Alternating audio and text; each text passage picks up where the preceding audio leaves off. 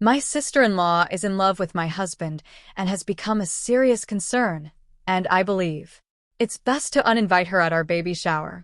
Am I the jerk if I uninvite my 32F SIL 30F? I'll call her Tina for my baby shower because I think she's in love with my husband?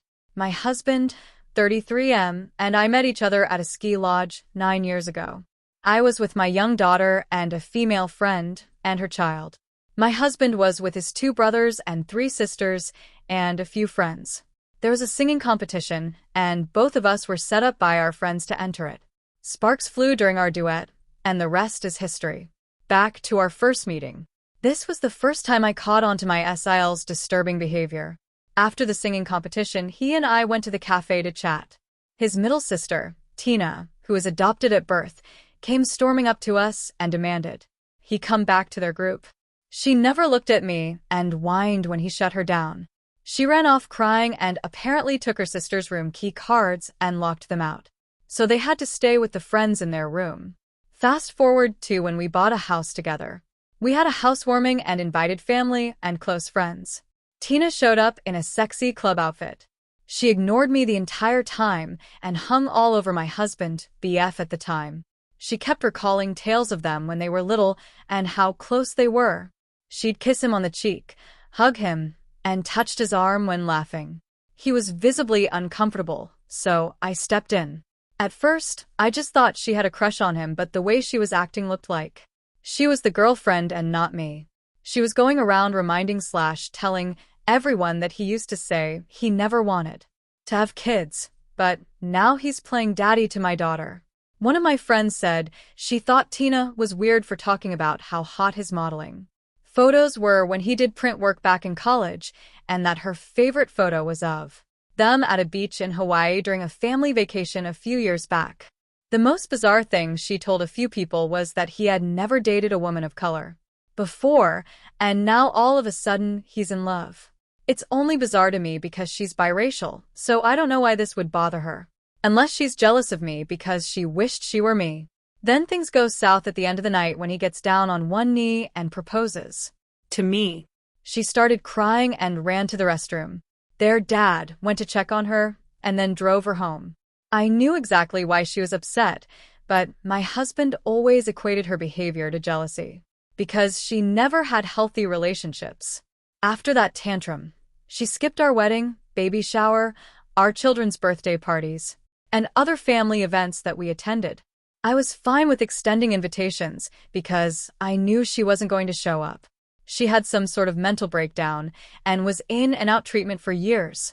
Now I have to say, I wish nothing but the best for her, and I don't know what kind of issues she's going through, but I don't want her disrupting our peace.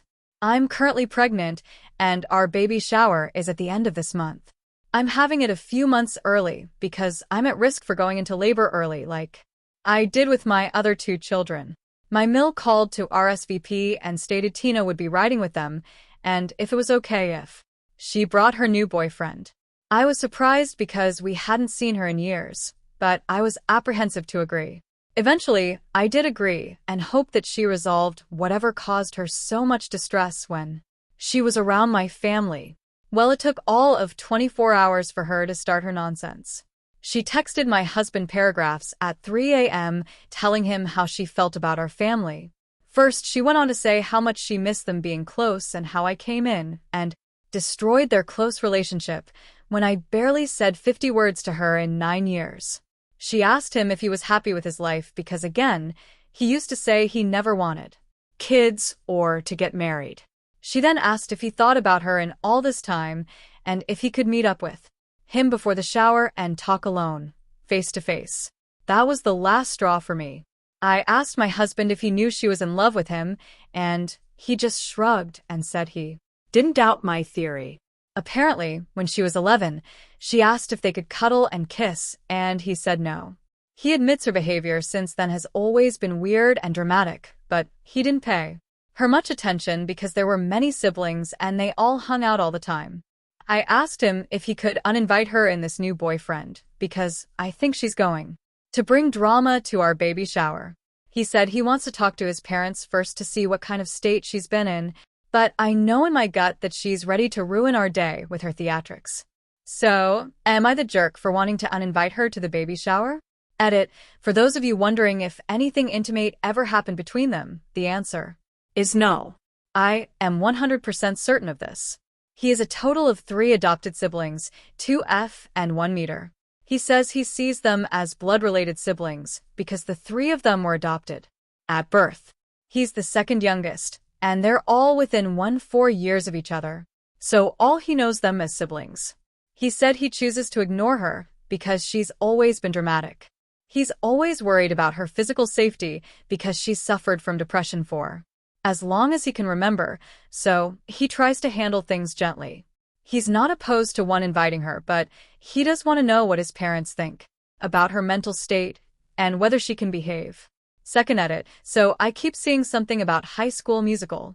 I'm a little too old to have watched that show/movie, but didn't know about that. Plot. I changed some details of how we met, so this post wouldn't be immediately recognizable. But it's very much, unfortunately, my life right now. My husband is on his way home right now, despite having another 3 hours left at work, because his phone kept blowing up.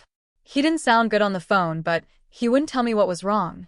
I don't want to call back his mom and other sister to ask what's going on, but I'll try to post an update when, hopefully, we come to a final solution because I'm stressed. And over this update. This will probably be my last update since my husband and I decided that we need to be completely removed from Sill's drama/trauma so we can focus on having a healthy pregnancy and family life. I have an appointment with a perinatologist, a high-risk prenatal doc, tomorrow morning. That was scheduled weeks ago to check on the baby. Thank you to those who are concerned about me and the baby. So I don't even know where to start, so I apologize if this update seems all over the place. I also have to point out for the person who went through my comment history. I switched the numbers, genders, and event details so I wasn't as easily identified. In real life, I have a professional license, so if someone recognized me and thought I was being unethical, due to the nature of the post, I've avoided certain verbiage because of my job. I could be brought in for a review, which I would much like to avoid, so I'm sorry I can't be 100% truthful with all of the details. I tried my best to keep the most important information as factual as possible. My husband ran home because Tina blew up his phone, texting and calling. Now, my husband always texts or calls me on his lunch break to check on me, even before the pregnancy, so I knew something was wrong when he didn't. Once he left Tina on read, she started calling and sending a slew of unwarranted and degrading texts about me and our children. So basically Tina being Tina. He didn't run it by me, but he sent her a long paragraph, which he showed me when he got home, basically telling her often told her that he would rather never speak to her again than listen to her talk bad about our family. He told her she would never be invited to any of our family functions and that she needed to check herself back into the hospital if she thought their sibling relationship was ever closer than it actually was. He closed it by saying he would let the family know the reason she was uninvited and that he hoped she's either seeing a therapist or would find one immediately. I'm not surprised at his response because the thing she said pushed him to that breaking point. I think the worst thing she said was that my 2 miscarriages years ago, which would have been our first child together, was caused because we don't actually belong together, and that my body couldn't even carry any of my children to term, 32 and 33 weeks deliveries. I expected her to bring something like this up, but I could tell it really hurt him, and that's why he didn't hold back from her. He then blocked her and told me he's changing our phone numbers. He called his parents and the oldest/bio sister, whom he is close with, and explained to them why she's never allowed to visit our home. He shared all of their text exchanges, and they were mortified. He asked them not to share our address, and when we changed to new numbers, they assured us that none of them shared this information with her because she actually asked for his work schedule and mentioned driving up a day early to surprise him. My Phil had the most to say, and I get it. It's his baby girl, but he hadn't shared much info beforehand with anyone besides his wife. He said he always knew she had a little crush on him, but after her outburst at our house, Warming years ago, they had a conversation about her behavior, and she told him that she had been keeping a diary about him since she was a teenager. She explained it was to process her emotions and to challenge negative thoughts. All I heard was that she wrote about him for years. So there's several journals in their home, probably enforcing her beliefs. Apparently, she only stayed away from my husband because my Phil kept her in check and was able to get her hospitalized several times for being a threat to herself. I don't know if all her issues stem from her unrequited love for him, typing that just made me nauseous, but I hope she gets the help she desperately needs. He asked that they speak with her about his last text, but that we don't want to know the outcome. They told us they would deal with her and apologized for thinking she had resolved her issues. My in-laws are saints, and I thank them for believing us and keeping her away for all these years. Luckily, she's currently living with them due to her issues, so they're going to speak to her tomorrow morning. The bio-sil called me when we got off the phone with the in-laws. She told me that she was really sorry because she's the one who hooked the new BF and Tina up and suggested that she show him off at the baby shower, but admitted they had only been dating for like 2 weeks. She said she sent the text Tina sent to my husband to her, the BF, because that's one of her best guy friends, and she wanted to protect him, so I'm pretty sure they're probably not a thing anymore. I'm kind of nervous how Tina will deal with 2 rejections so close together. The 2 sisters aren't that close, and she was audibly disgusted to find out that her sister has been pining for their brother all these years. She has a theory, though. She thinks it started with the older bio brother, Sean, because when Tina was little, she would follow Sean around all the time. He's older, so he went off to college abroad. Tina was about 10, and then he permanently moved to Europe. It seems like the crush transferred to my husband when Sean left. Sean hasn't been back to the States since he graduated high school, and no one really has contact with him, so she said she can't call and ask him about it.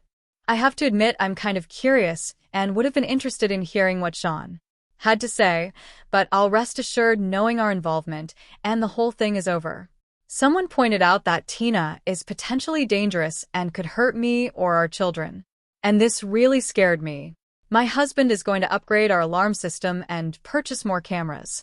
I don't work summers and will most likely be out on bed rest by the time I have to go back to work, so he wanted to ensure the kids and I were safe when he's away from the house.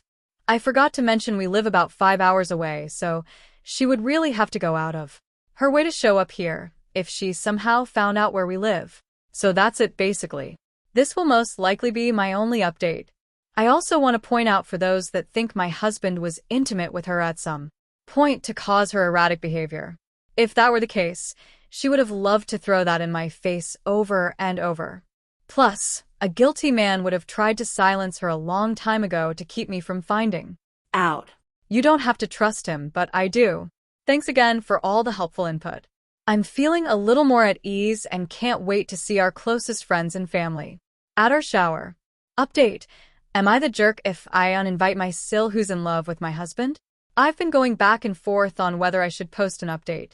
Many of you posted supportive feedback and some were kind enough to share their experiences with obsessive persons and how I should handle my situation, so it helped me write this update. I included Tina's initial texts after we changed our phone numbers. We were receiving calls from her on our house phone from her work number, but we disconnected it once we found out it was her. I wasn't sure how to organize my thoughts on this post, but I think it'll be easier to give an update by listing each person involved. Again, I had to alter some information because of my career and the fear of being doxxed. Tina has been quiet for a few weeks because Tina is currently receiving treatment. At first, I thought it was going to be messy because she found out my husband's new number and texted him several times, attached. He ignored the texts and blocked her. Her reaction to this rejection caused issues for her, losing her job, relationship, etc. But ultimately, she is getting help now, and I hope this time she can heal from whatever it is that is keeping her from living a happy life. Sean, many people speculated that my husband or Sean did something to Tina that caused her obsessive behavior. First, I thought Sean was my husband's biological brother. This was my assumption because he looks like their father in the pictures I've seen in family photo albums, And my husband never referred to any of his siblings as the adopted one, which I love, but it has caused some confusion on my end because only two of them stand out from the others. This is important to mention because it explains Sean's departure from the family. Sean left after high school because he found his birth family in his native country. He searched for his birth parents all senior year of high school and found older siblings. His parents are deceased, but he started visiting his siblings while studying abroad. He became heavily involved with their religion and customs. After college, he cut ties with my husband and his whole family. My in-laws received a few postcards at first, but they haven't had any contact with him in several years. I can't say definitively whether I believe something happened between Sean and Tina, but his departure makes sense, and I can only hope nothing happened. My husband again. I want to make it 1000% clear that there's no doubt in my mind that my husband never aided in Tina's obsession. Those who are doubtful, I get it, but respectfully, I trust my husband implicitly. I feel like a weight has been lifted, even if temporarily. My baby shower was amazing, and knowing she was far away getting help allowed me to fully enjoy my friends and family. I'm looking forward to meeting our baby, and I hope we have peace from this situation for a long time to come.